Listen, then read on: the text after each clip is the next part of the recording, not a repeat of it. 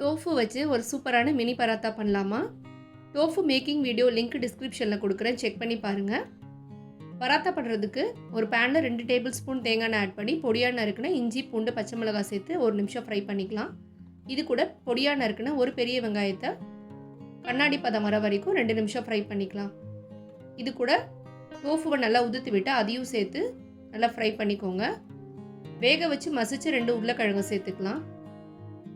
1/4 teaspoon உப்பு, 1/4 teaspoon மஞ்சள் தூள், 1/2 டீஸ்பூன் தனி மிளகாய் தூள் சேர்த்து மிளகாய்த்தூளோட பச்சை வாசனை போகிற வரைக்கும் 1 நிமிஷம் ஃப்ரை பண்ணிவிட்டு பொடியாக நறுக்குன கருவேப்பிலை கொத்தமல்லி தூவி இறக்கிக்கலாம்.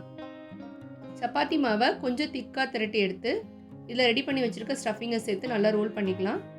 இதை சின்ன சின்ன பீஸாக கட் பண்ணிவிட்டு கட் பண்ணின பீசஸை இந்த மாதிரி கையில் ஒரு தடவை நல்லா ப்ரெஸ் பண்ணி எடுத்து சூடான தோசைக்கல்லில் போட்டுட்டு 2 பக்கமும் வேக வச்சு எடுத்திங்கன்னா டோஃபு மினி பராத்தா ரெடி.